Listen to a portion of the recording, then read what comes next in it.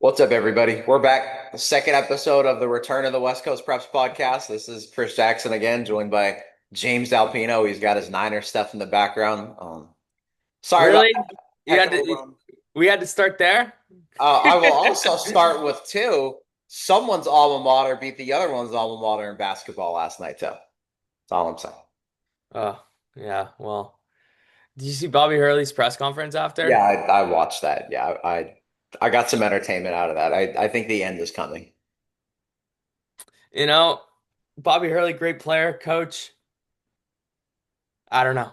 Yeah, Actually, I do know. I don't want to say it though, but let a first year head coach come in there and win. So, Yep. thanks for Yep. having us. I had a fun time down there for football, even though, your alma mater won. All good. Got revenge. I'm sorry for the tough week in sports, but it happens. It's nothing you can do. We've had crazy stories and a great week for other teams that we're covering too. I was there Yeah. Friday. James, you've seen them. You've texted with their coach, spoken with him.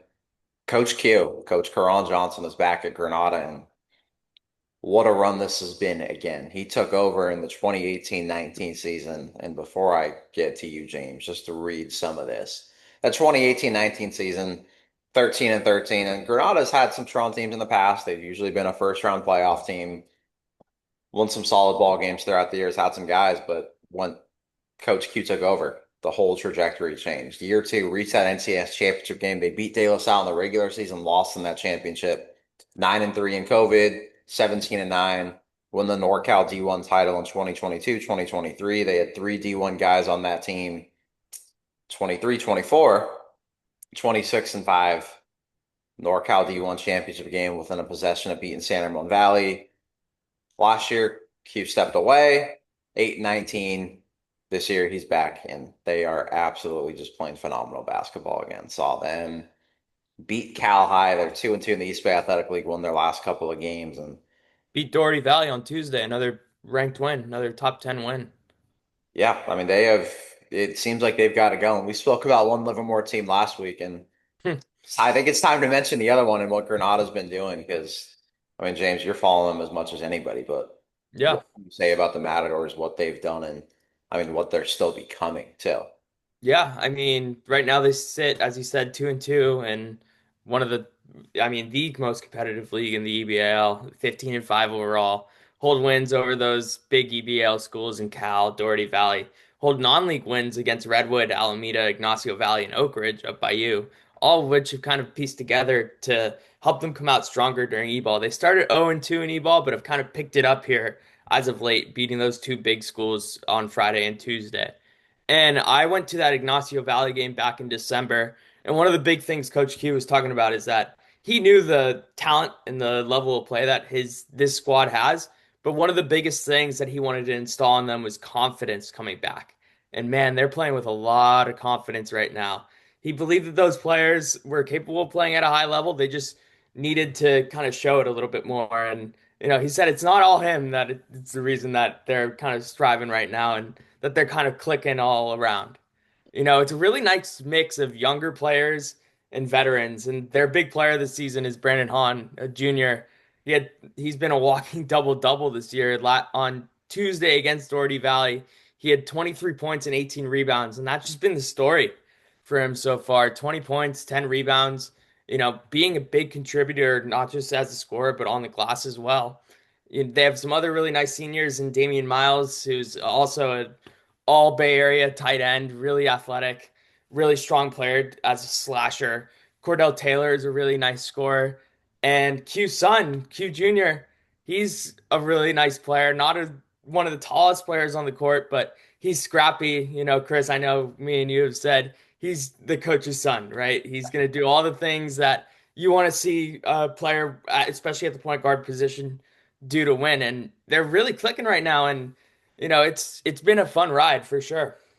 Yeah, it's funny. A lot of people mention daddy ball type stuff at every level, but I think a lot of times as a coach's kid, there's almost more working against you. You've got to prove it a little bit more, right? There's a little more toughness, discipline, and that grind that comes with it. And Q's son's got that. He's not the biggest kid on the court, but he starts and look at the roster. He's got team captain next to his name, Yeah, freshman.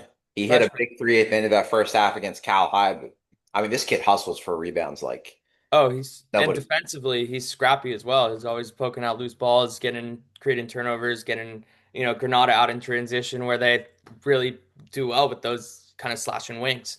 Yeah, they've got him in that class, and I think he took like four NBA range threes in that Cal game. And his father was like, he doesn't even, he's just like, why not? He's just playing in the flow of the game, playing basketball, and that's what he wants. And you've got Malcolm Davis, another freshman who's hit some big threes, had a big three down the stretch after blocking a shot against Cal. Cal's team with a lot of length and athleticism too, right? Some Yeah. 6'6", 6'7" guys, and they got another one too, another freshman on this team in what's Steven Turner, who hasn't really played much, not at the top of the rotation, but said he's just a specialist. Their heart, their passion, their fearlessness, and then Brendan Hahn. Yeah, just another double-double against Doherty, 29 points against Cal, I think it was. Didn't Yep. get a single all-league vote last year, and like to think, I think he's probably going to be unanimous Yeah, all-league he's kid this year. yeah, he'll be a first team guy. Yeah, with him, I'd like to see him become a tight end in football too, with that Yeah. frame. He's got good size. Yeah, And he the fun does. thing about this program too is of course you got Coach Q and his son and Han's father is on the coaching staff as well. So it's a lot of family ties in there as well, which is it's fun. It's really fun. I think his father might be the biggest assistant coach in terms Yeah. of height and the tallest math teacher you'll probably ever have, right? His father's taught there, coached there for a long time, not to age him at all, right? But Right. his son's turned out to a great player too. He's 6'6" as well. And then Damian Miles, 6'5", a three-star tight end, has some D1 offers. And scary part is basketball is his first love, so not even sure he really fully grasps yet and knows what he can do on the football field too. But Granada playing well, and under Coach Q, they've done.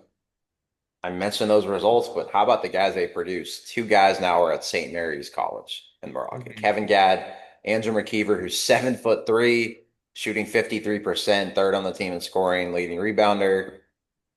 He's a two-time West Coast Conference Freshman of the Week, five double doubles. There's Tyler Harris, who's at Vanderbilt, playing really well. 6'7" junior, shot over 49%, I think, from three last year at Washington. Had a big three-point play down the stretch against Florida. There's Navon Lawn, who's a 6'6" redshirt freshman at Portland. And it looks like the guys coming up, they're kind of fitting that mold of talented, but also just so disciplined and so fundamentally sound and well coached. And some guys with size too, or like a Hall and Miles, they got some good size and Yeah. kind of looking like that Harris Lawn type of frame, right? That 6'6", 6'7" stuff and playing really well. And they've got a great schedule coming up still too. There's no days off in this league. You've got favorable schedule the rest of the way in terms of just games at home, right? It's not favorable to have to play e-ball teams every night, but home against San Ramon Valley, home against Dublin, at De La Salle, home against Foothill, home against Livermore. Yeah. I mean, it's gonna be they're clicking right now and they're playing good basketball. I don't want to. They're sitting at 2-2 right now. I think they can close out those last what was it? 5 games? 4 games? Yep, 5 games.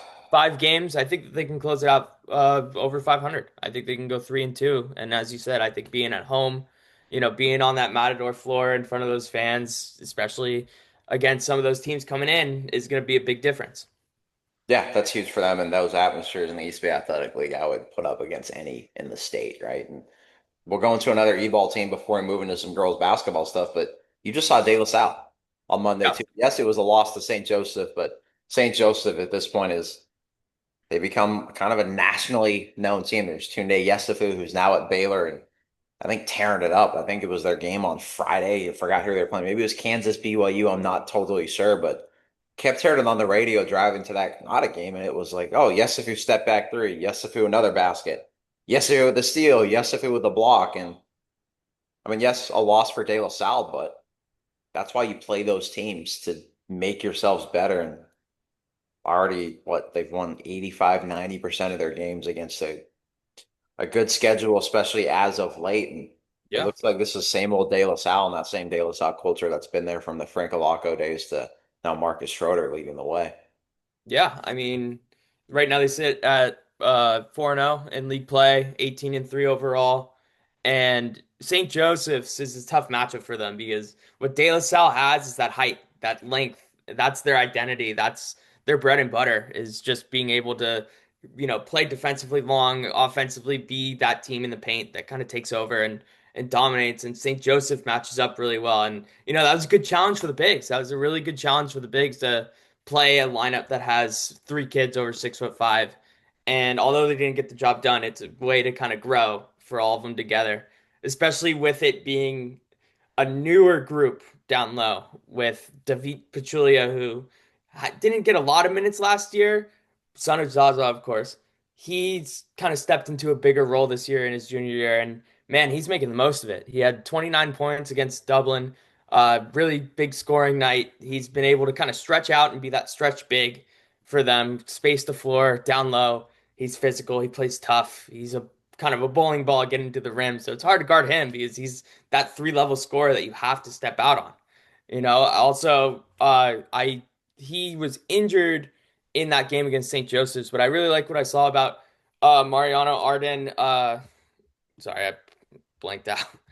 Mariano Mario Arden. Arden Lopez. Yes, Lopez Arden. Excuse me. My fault, Mariano. Really liked what he was doing against St. Joe's. He was attacking the rim at a high level, kind of going after some of those bigger players. But he took a shot to the jaw, I believe, head injury. Coach Marcus Schroeder said that he's doing okay. They're hoping to get him back soon. So he was a big addition for them as well. And they are kind of you have Ibrahim Monowar pulling the strings as well, and all EBAL talent. So they're clicking right now. They're playing good basketball. Yeah, to lose some of the guys that they did, right? Yeah. Alec is at Oklahoma now, an MVP type guy, and played one basketball game at Oklahoma. Now he's strictly focused on baseball, which is scary to think how good he was at basketball, a four-star, even better at baseball. But their defense, right? It's hard to stop or even really contain St. Joseph. But when you watch their defense, their principles, what is it about De La Salle? Because they held Dublin on Friday to 2 points in that first quarter. hmm Well, I think that height plays a lot into it because they can take away the middle, they can take away the paint, but they're also very disciplined, and they've always been disciplined on the defensive side of the basketball. They play physical, but they aren't trying to foul anyone. They aren't going to try and, contest shots that they don't have a shot at. They just put their hands up. If you make it over us, that's great. If not, we're going to take the ball and go score on the other side. They're just playing, they play smart. Coach Schroeder always has that defense ready to go. And, up top, they love to put pressure on. And it's just a hard recipe to beat if you're facing them in any given night. That keeps making Marin Catholic look better and better too with that result earlier this season and what Marin Catholic's doing, right? But De La Salle and the East Bay Athletic League winning a lot of games, right? Amador Valley by 16, Dublin by 10, Doherty by 9, San Ramon Valley by what was that? I think 18-point game, 67-49. I mean, they've still Yeah. got Foothill, Livermore, Granada, Monte Vista, Cal. Is there any team that you think can contend with them, compete with them in this league, and heck, potentially take down mighty Sparta? That is a De La Salle. I mean, as I said last week, any given night, anything can happen.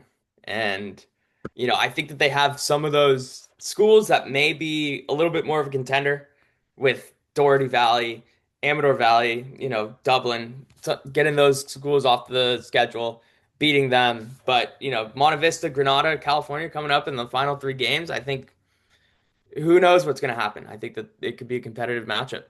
And I just want to touch Marin Catholic real quick because I saw them play on Tuesday, and it's evident why they were able to beat De La Salle because they play the Mike D'Antoni. We're going to shoot the ball within 8 seconds, and you better be back on defense ready to defend us, where they're just screaming towards the rim. And against bigger teams, that gives them an advantage because some of those bigger guys are a little bit slower.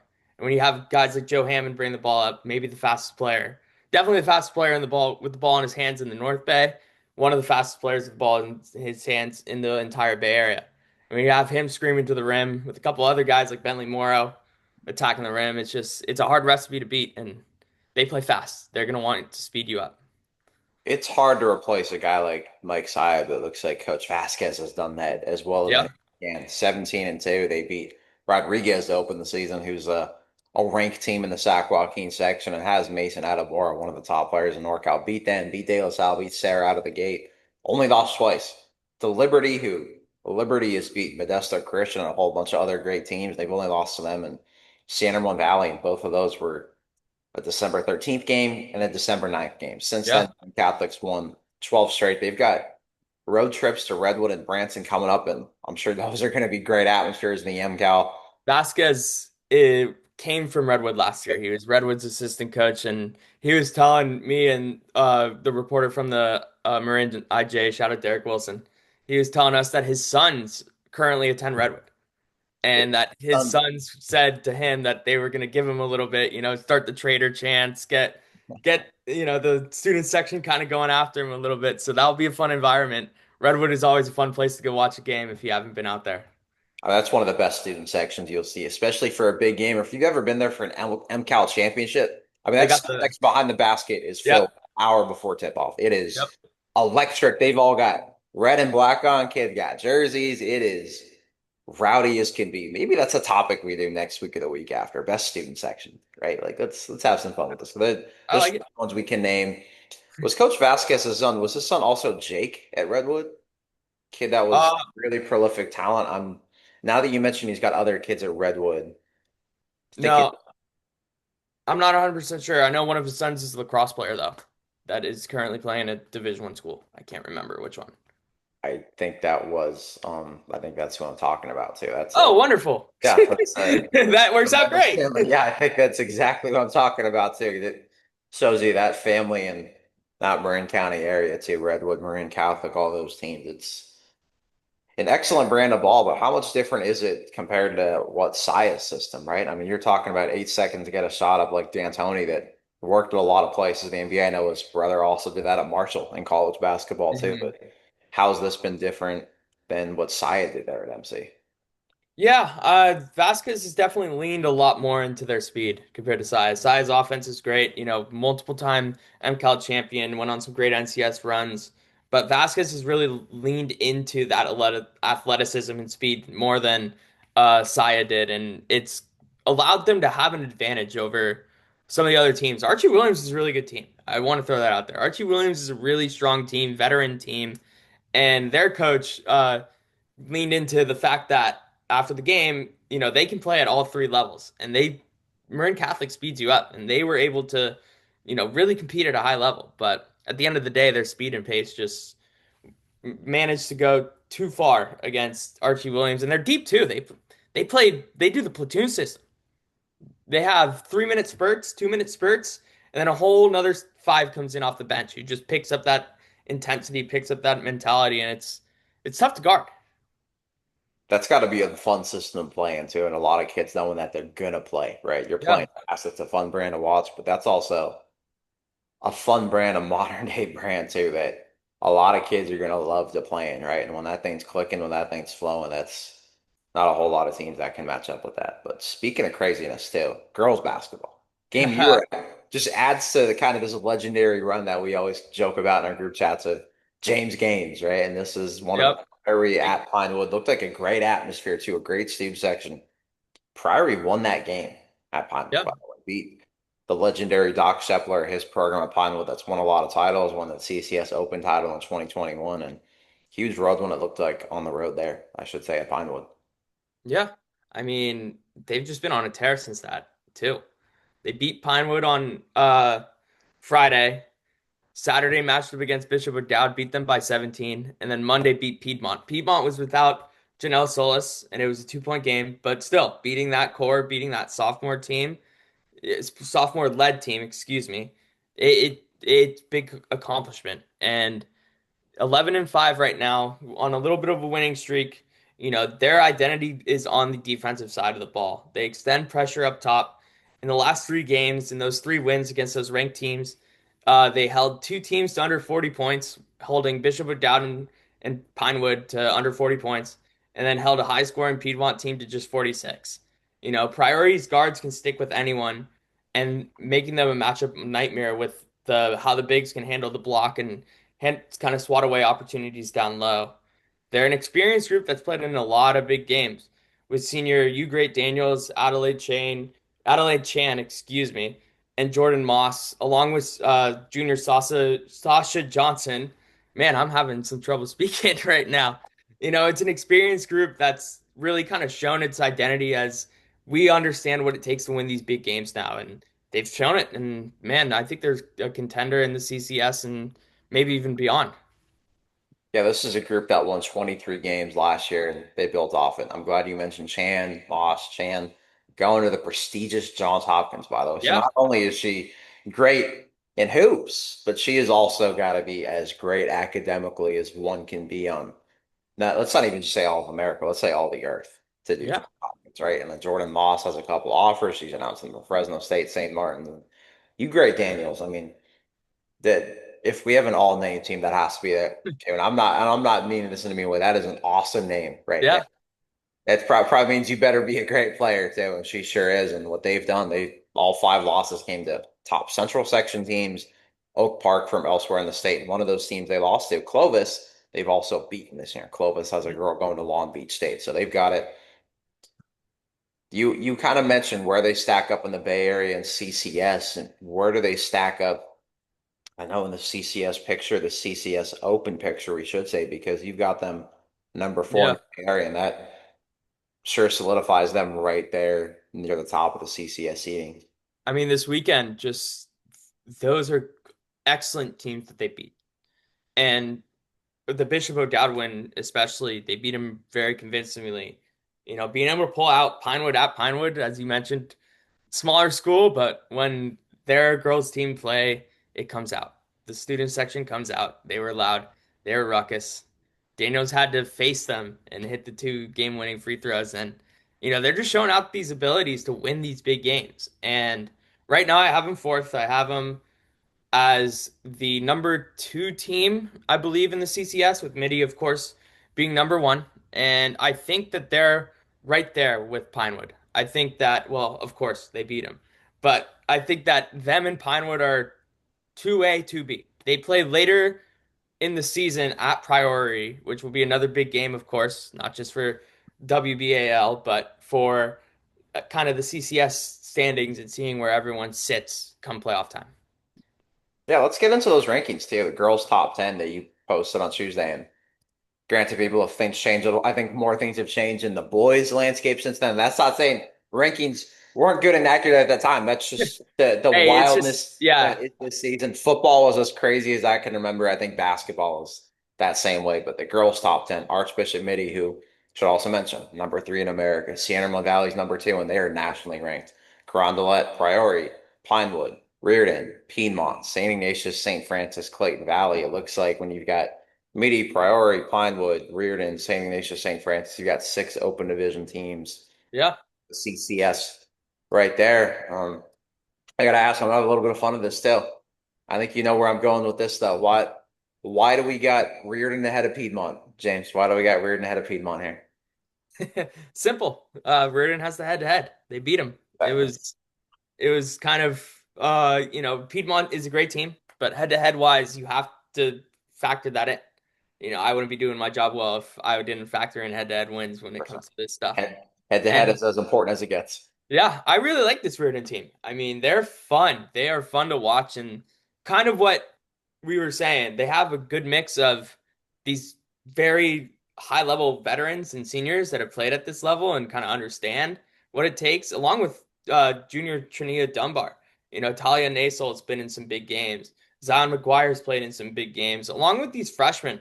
Cheyenne Collins from the UK, one of their many international players that Reardon has both in the boys and girls basketball program.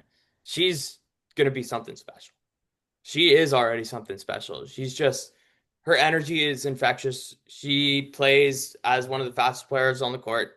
Super athletic, super strong, getting down to the rim. And defensively, I saw her play against Monroe Catholic. She was fouling a lot, but she was staying in front of a lot of good ball handlers. And just as a freshman, I mean, that program is in very good hands. Big salute to head coach Will Watkins for what he's been able to do.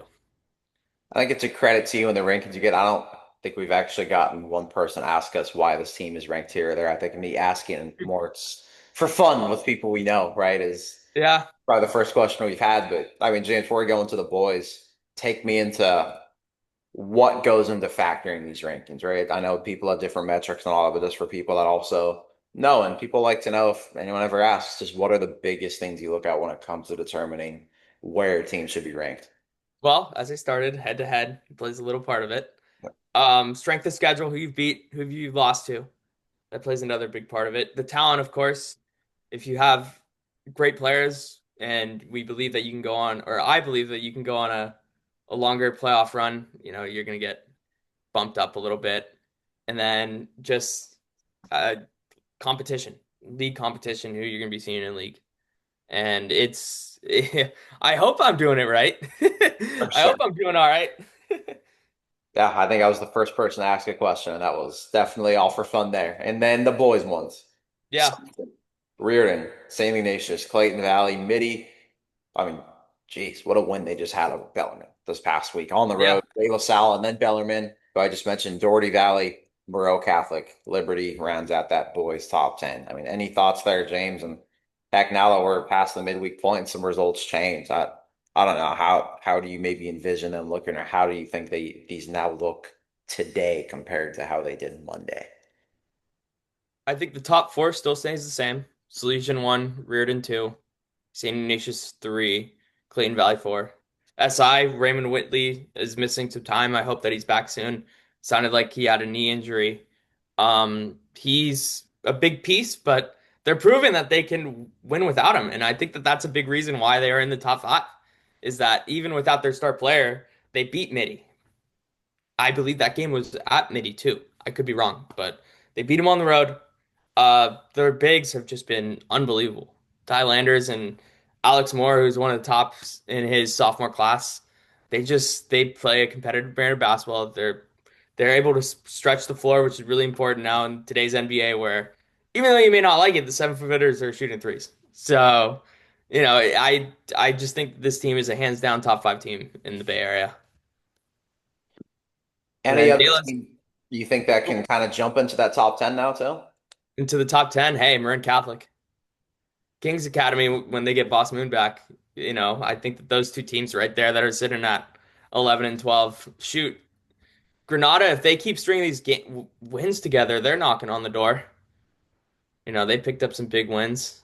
Uh, I just, but I think Marin Catholic and Kings Academy has the best chance to get into the top 10. Kings Academy being without Boss Mood and still what they've done without him, right? It sounds like he's coming back, but I mean, they were down big to McClatchy at the Marana Rachel Yeah, earlier this month on the Saturday and show up there, they're down 20. All of a sudden, they're within like 3 points within like a 4 minute span, right? It shows yeah, you the heart they've got, the confidence they're playing with. And right, Boss Mood will probably be the first to tell you he's got some good guys around him too, right? yeah. When you get that puzzle piece back, the Kings Academy's good. They state team last year. I mean, it's going to be fun to see what they do the rest of this year, and interesting to see what Granada does. And we talked about, and you had texted me about their latest one the other day. I think my only response I ever have to anymore is just Coach Keel, right? It just goes without saying. It's kind of his era. That's obviously has the players with it, but Yeah. Catholic, we've mentioned some great teams. Yeah, for Kings Academy, I mean, they're deep. This is a experienced team that went on a championship, NorCal championship run last year.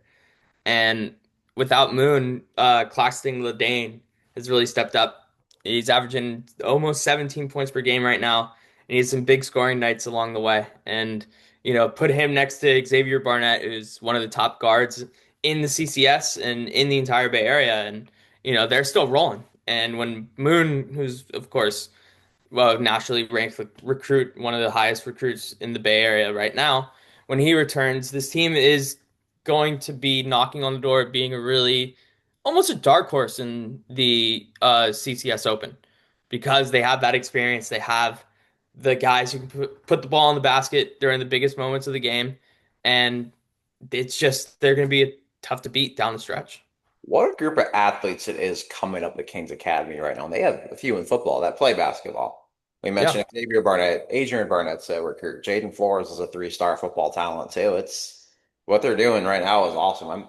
That CCS Open race. That man, I think that almost well, I guess we've got Reardon at the top, but there's a lot of spots where I think it's wide open.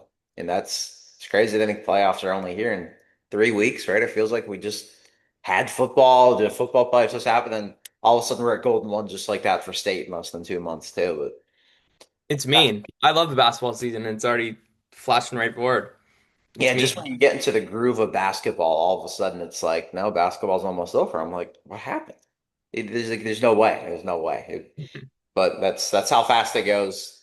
James, before we go, where are you at on Friday? I know next week as well, we've got a couple of days. We're still kind of working to decide which games where, but where are you going Friday and what looks like the schedule for a couple of the days we've got set next week? Yeah, Friday. I'm excited to be at. I haven't been out to an EBL game yet during the regular season, so I'm excited to get out there. I'll be at Doherty Valley, Monte Vista on Friday night. Big matchup. Excited to see that. Two high quality teams going at it. And then Wednesday, I will be at Clayton Valley boys game to see them face Camp Lindo in a big DAL game. And then Friday night, really looking forward to it. Big girls game back at Clayton Valley where Acalanes is facing against this ugly Eagle team that has been really strong down the stretch. Yeah, it's a great slate of hoops. Bay Area basketball is something you don't want to miss. You don't want to miss the atmospheres, the games, all that stuff. Check out James's work, all of that, westcoastpreps.com.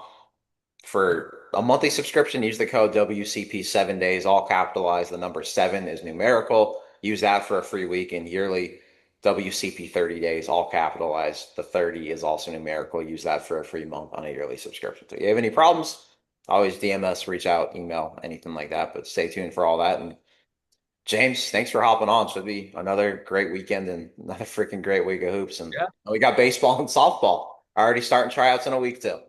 Hard to believe. Thanks for having me on.